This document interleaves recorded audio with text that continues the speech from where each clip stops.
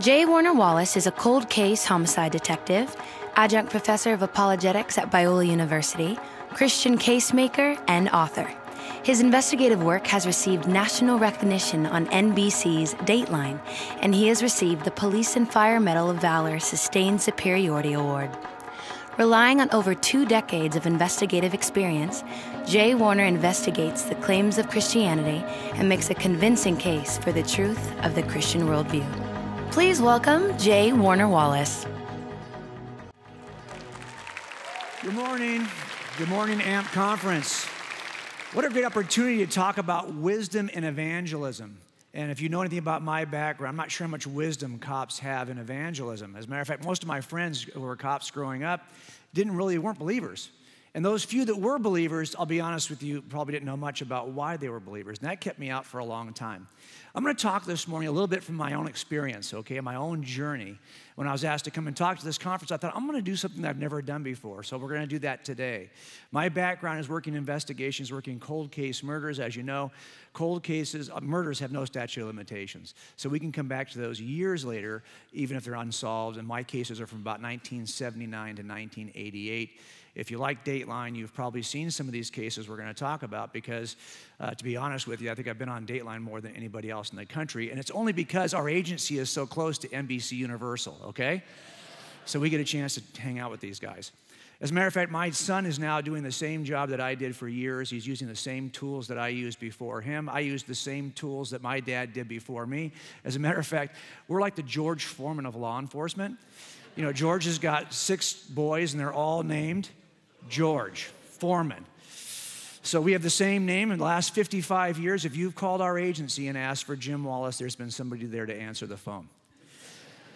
And you learn a few things over those years. And so this morning what we're going to do is just take a look at how to make the case for what we believe like a detective. And rather than give you a set of facts or make a case this morning, which we could do, we're going to do some of that during the course of the day. But instead what I want to do is I want to just show you some basic rules of evidence that people don't usually talk about, but we have to employ in order to make a case. Now, we just got done talking about Richard Dawkins. Here's something that he said that I always resonated with as an atheist because I didn't become a Christian until I was 35. He says, many of us saw religion as harmless nonsense. Beliefs might lack all supporting evidence, but hey, we thought if people needed a crutch for consolation, where's the harm? September 11th changed all that. And I would have agreed. Because I would have said, of all the people I know who are Christians, the cops I know who have a very high skill level, they want to make a case for why a certain guy is guilty of a crime. They can give you 5 reasons why that guy is guilty, but you ask them to give me 5 reasons why I should trust the Bible, they couldn't do it. I thought, really? So you're really evidential in your professional work, but you're not evidential when it comes to your metaphysical life. I thought that bothered me. But what it really came down to is knowing what counts as evidence to begin with. Because when I was an atheist until I was about maybe 10 years on the job. And during those 10 years on the job, I started to learn about the role of evidence and the rules of evidence. So although someone like Dawkins would say, like, you guys don't really have anything other than these crazy arguments you guys make, the cosmological argument, the axiological argument. Hey, you guys don't have any direct, hard, physical, forensic, testable evidence to make your case. Well, I'll be honest with you. I've worked now cold cases for years, about a dozen years, and I can tell you that I've never had this kind. My cases are not built this way. Do we even think that Richard or anyone else really has an idea of what counts as evidence to begin with? And do we have that kind of evidence as Christians and how we make a case with it? So what we want to talk about this morning, and it's the first time I've ever done this talk, so please bear with me, is what counts as evidence, what are the rules of evidence, and if you understood the rules of evidence, maybe you can make the case easier to your friends. Because before you can assess evidence, you have to understand what the rules are that help us to assess the evidence. Does that make sense? So I want to share with you some things that I've learned, stuff I've learned about evidence, that I learned before I started looking at the evidence for Christianity. First thing I learned about evidence is simply this. Well, what is evidence? Everything is evidence. Hear me on that. You might think, well, only certain things would count as, no, actually, everything counts. When I walk into a crime scene, I know that everything counts as evidence. Sometimes I'm looking at, just forensic physical evidence. But there's lots of stuff in the room that's not physical, lots of parts of the case that aren't physical. Those also count. I don't need physical evidence to make a case. I've got a couple of cases that I didn't have a single piece of physical evidence, yet we still convicted our guy. Also, there's times when, where the victim is attacked is important to me, but also where he could have been attacked but wasn't is important to me. Starting to see a pattern here? What was discovered at the crime scene, that could be important. What's not discovered, what's missing from the crime scene is important. Whatever the suspect said, by the way, my daughter hates this part. I will hold against you everything you say in an interview. But I will also hold against you everything you could have said but didn't. So basically, she's like, I can't win. Whatever I say, you're going to hold. If I don't say it, you're going to hold. Yes, that's right. You can't win. That's the way it's designed. So what you failed to say is this is important. And whatever you did, that's going to be important. What you could have done but failed to do is also, do you see the pattern here? It's the is and the is nots. The what is and what is, everything counts as evidence.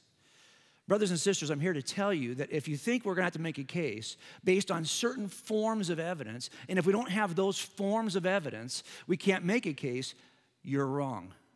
Because everything, as a matter of fact, the more you take this approach and realize that everything counts as evidence, the more creative you become. When you start looking at the pronoun use of ancient documents from Egypt to Palestine, and you realize that the pronouns used in the biblical documents are exactly the same pronouns that really were in use in that area in the first century, well, who would even think of looking at pronouns? Somebody who gets it, somebody who knows that everything is evidence. Make sense? Second thing I learned is that there really are two forms that everything falls into. All that evidence falls into two categories. And there are only two categories of evidence. The first one is pretty simple. It's what we call direct evidence. The other one is what we call indirect evidence. Not really hard to imagine those two different kinds, right? Well, what is direct evidence? Direct evidence is just eyewitness testimony, folks. If someone says to you, I need some direct evidence on this, what are they talking about? And I hear this all the time. I'm watching a series on Netflix called The Making of a Murderer. Have you guys seen that? And even the prosecutor, when talking about the nature of evidence, misuses the terms.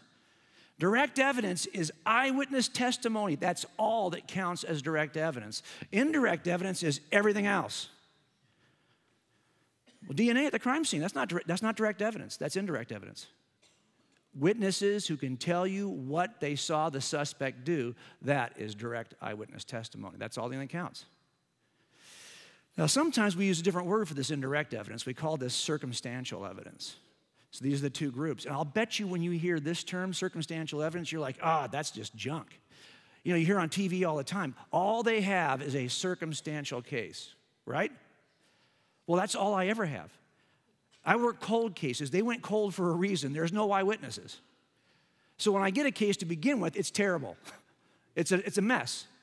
And it's built on circumstantial evidence. But we can still, as a matter of fact, judges tell juries all the time that they are not to consider circumstantial evidence as being any less valuable than direct evidence. They are to be given the exact same weight in your jury deliberations. So stop saying it's just a circumstantial case, because that means there's something less about no, it's a circumstantial case. But it's not just a circumstantial case. Does that make sense? As a matter of fact, let me show you the jury instruction. Here's what judges tell juries in jury trials before they start the deliberations. Both direct and circumstantial evidence are acceptable types of evidence to prove or disprove the elements of a charge, including intent and mental state and acts necessary to a conviction. And neither is necessarily more reliable than the other. Neither is entitled to any greater weight than the other.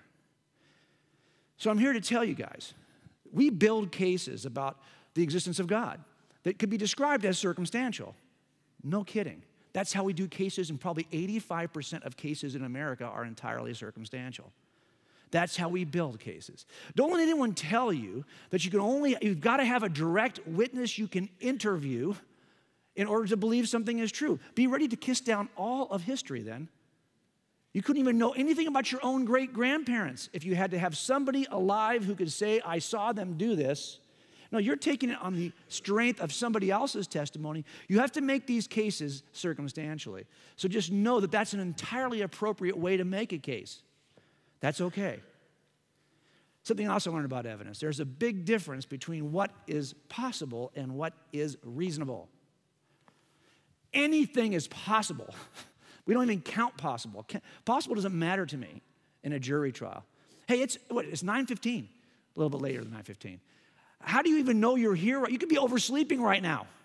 You could be in a dream state right now, dreaming about being here this morning. And if you think, well, I can test that, I can ask the person next to me, or I can pinch myself, that could just be part of your dream. That's possible. You have to at least admit it's possible you're just dreaming all this. But it's not reasonable. Anything is possible, but not everything is reasonable. And that's why, folks, our jury standard, the standard of proof in the most difficult criminal trials, is not beyond a possible doubt. It's beyond a reasonable doubt. Why? Because if it was beyond a possible doubt, you'd never convict anybody. You'll always have some possible doubts, but reasonable doubts are things that are grounded in evidence. You're not to speculate during jury deliberation about possibilities. You're just to infer reasonably from evidences. That brings me to something else I want to talk about. Every case has unanswered questions. I've never worked a case that I could prove beyond a possible doubt. That's not the standard. It's beyond a reasonable. Why? Because you're always going to have some possible doubts. Always. Because you could dream of all kinds of imaginary possibilities to answer a question. But those don't count. Here's a case from about 1981. This man killed his wife and got rid of her body and then told us in 1981 that she had run off. And we believed it. We took a missing persons report. We didn't work it as a homicide until 1987. 6 years later, there wasn't a single piece of physical evidence. I couldn't tell you how he killed her, where he killed her, what he did with her body. I couldn't tell you any of that stuff. I couldn't tell you how he moved her car. All the jury had about 5 or 6 key, important, unanswered questions. They convicted this guy in about 4 hours because on the strength, basically, of his changing story over time. But no one believed us. Keith Morrison at Dateline, the first question out of his mouth was, Jim, why do you think this is the guy? I don't think he's the guy. You don't got any physical evidence. You've got very little on this case. No one believed us. His family, of course, didn't believe he was guilty. The victim's family loved this guy like a son-in-law. They didn't want to believe he was guilty either. But at the sentencing, he confessed to all of us and gave us the location of the body. You're able to convict somebody even with huge unanswered questions because you don't have to answer every question. You'll never answer every question. I'm here to tell you, brothers and sisters, you are going to hold a view called Christianity for which you cannot answer every question. That's okay. That's the nature of every worldview, is built on some unanswered questions. The question really is, how big and significant are ours compared to the other worldviews?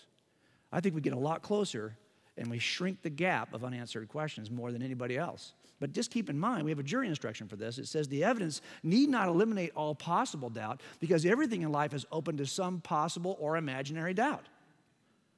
This is what we tell jurors. If this is good enough to decide whether someone's going to go to jail or be executed, it's good enough for you to make a decision about a worldview. You cannot eliminate all possible doubts. Something else I learned, and I want to finish with this today, and that is the cumulative nature of evidence. The more cumulative the case, the more robust the collection of evidence is, the stronger the inference. Now, in Cold Case Christianity, a book I wrote, I talk about this particular murder scene in which I've got a guy who's been accused of murdering his girlfriend with this baseball bat. As I assemble a case entirely circumstantial from 8 important pieces of evidence, a baseball bat that he's bleached, a lie about his alibi, he's already talked about beating his girlfriend in the past, and on the day of the murder, he actually threatened to kill her, and he's got a pair of shoes that were seen by a witness. There are like only 30 in the entire county even exist, and he's driving a car. Only 1 or 2 cars like this exist in the entire county. This case is an entirely circumstantial case that is built cumulatively.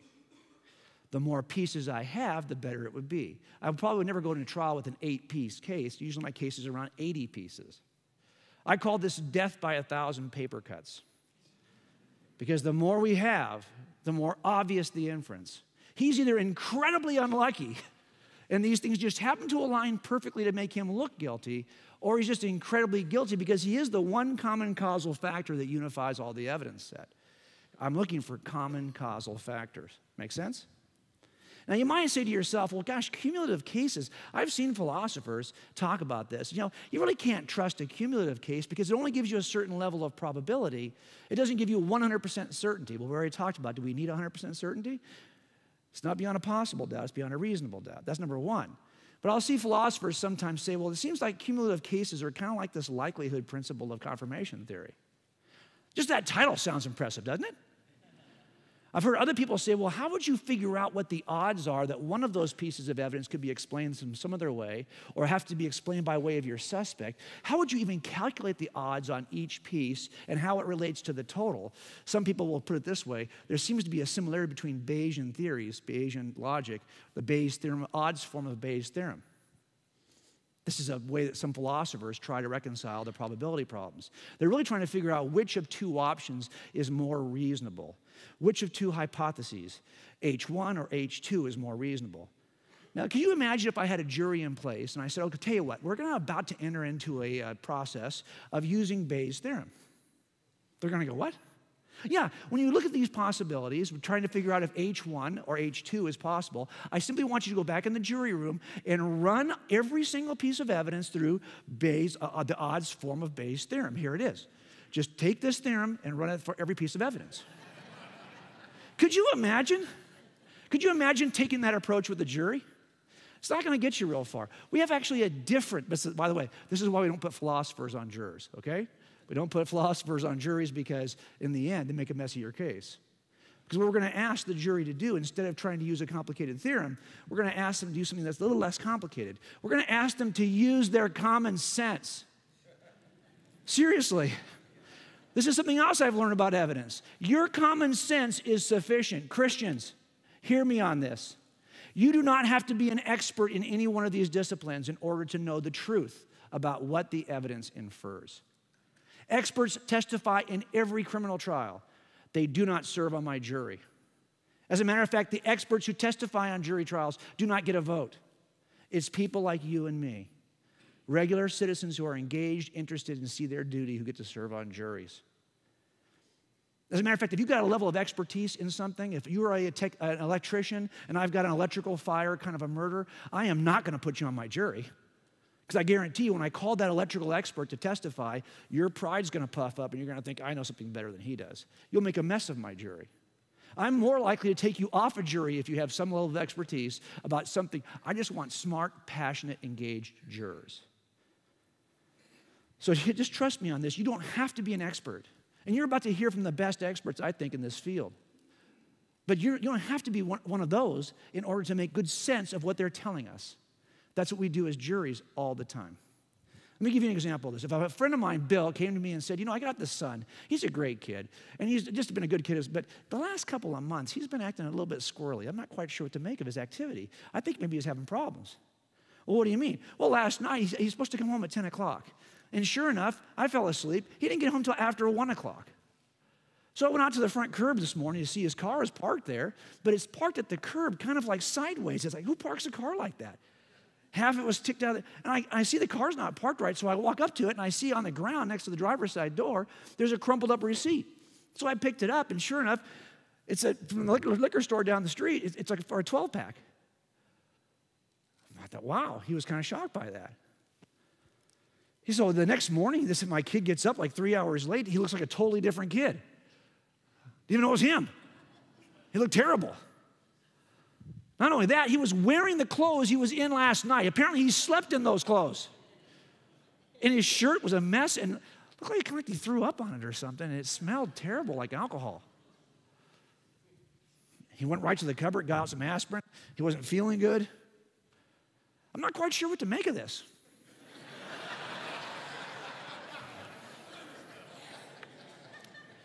Well, Bill, if you were on a jury, I would ask you to use the odds form of Bayes' theorem to try to figure out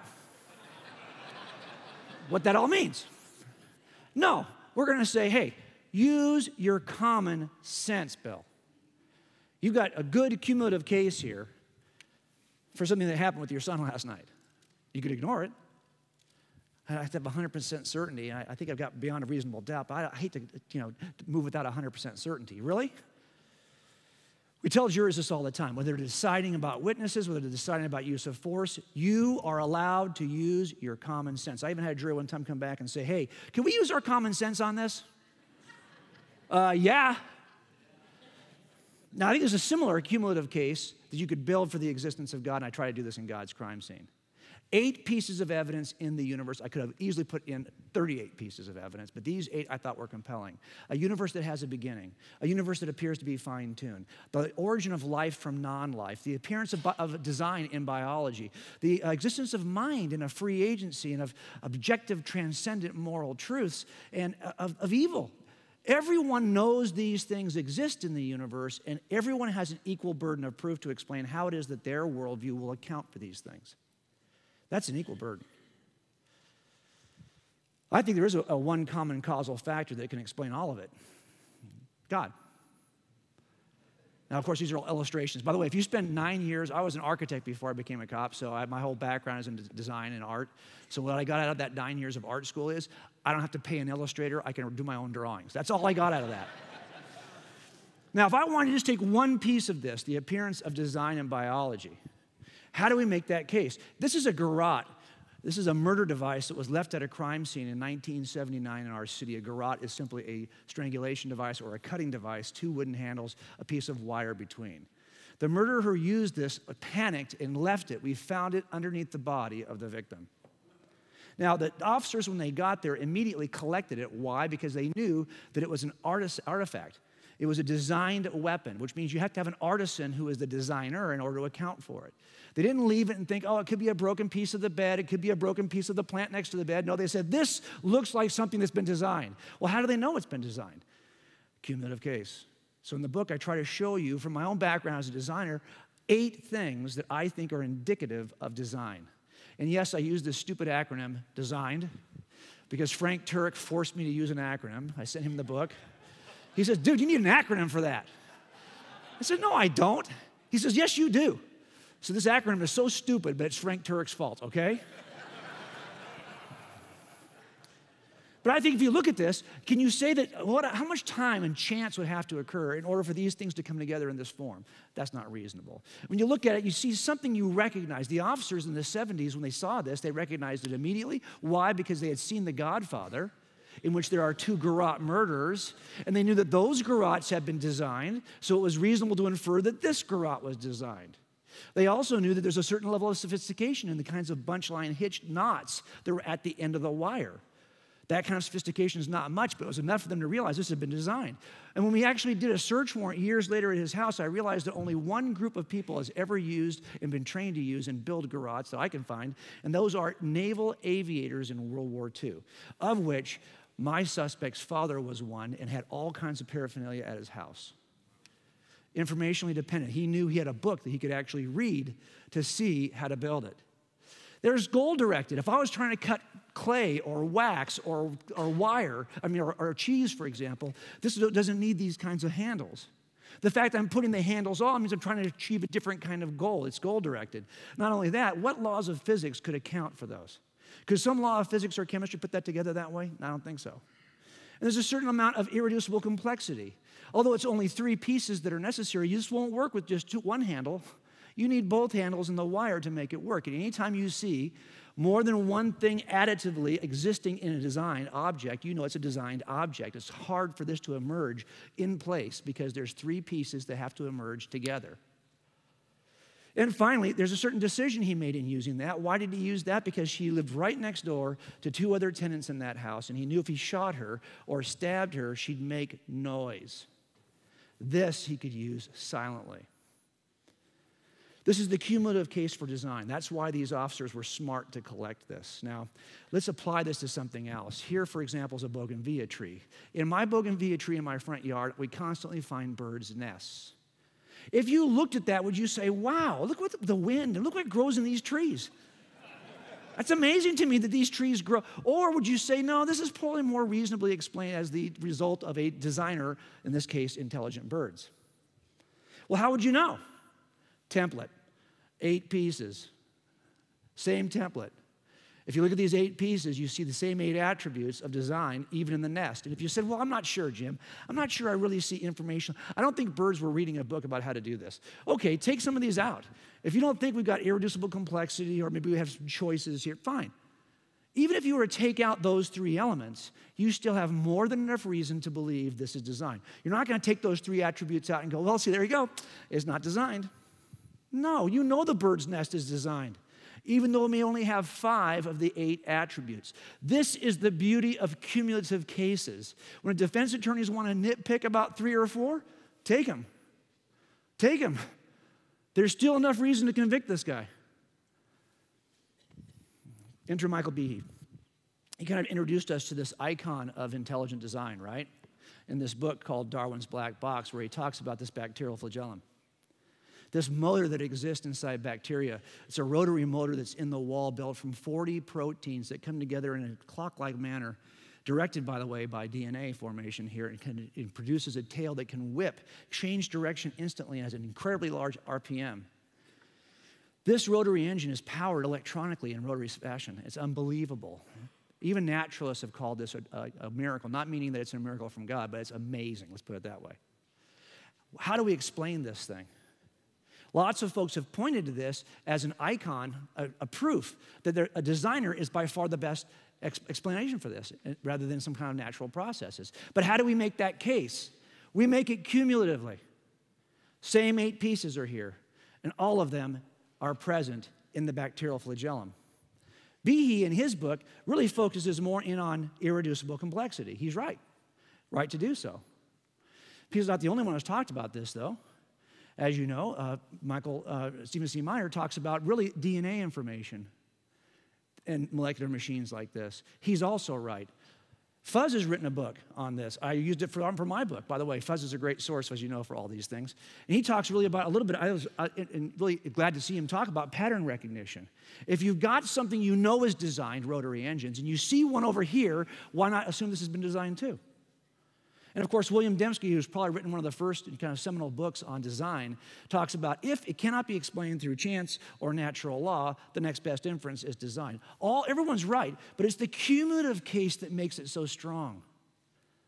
Because even if you said, you know, Jim, I don't see certain things, I don't buy what you're saying about certain aspects of this case. Fine, take those out. Like the bird's nest, even with less than all 8 pieces, there's more than enough reason to infer design. That is the beauty of cumulative cases. That's why if we were to go walking in the woods in the forest and we were to come across in the middle of this path a motor on a stand, we would not say, wow, look what grows in the woods. Right? Because you'd be doing the same thing, same process, and you're using all cumulatively 8 pieces that point to the same reasonable conclusion. Last thing, the more diverse your cumulative case is, the more reasonable the inference. Remember the guy who killed the girl with the garrote? This is him at 63 when I finally took him to jail. He was sentenced last year. It was a 2-hour Dateline episode. He was 27 when he killed her. Now, how do we make the case? On the basis of different forms of evidence. We had some eyewitness testimony, not about what he saw him do. No one saw him do it, but things they saw him actually behave in certain ways. And in fact, we also had some physical evidence, the garrote and some other jewelry. And we had some statements on his part that pointed to him.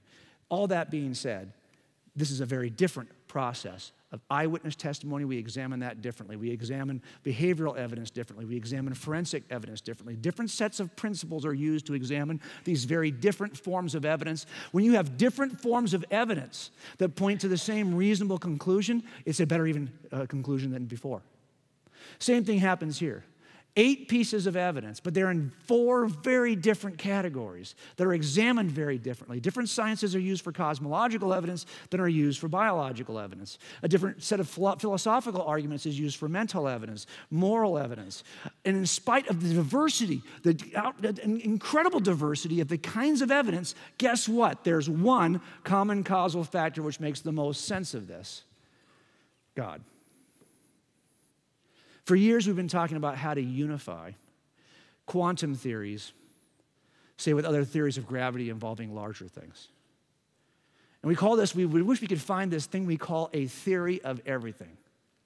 I'm here to tell you, there is a theory of everything. He's called God. Because there's the one theory that unifies all the different kinds of evidence we see in the universe. That was very powerful for me. Now, let me just say this to you before I go. I am not a Christian today because it works for me. Because if I'm honest with you, it doesn't really work for me.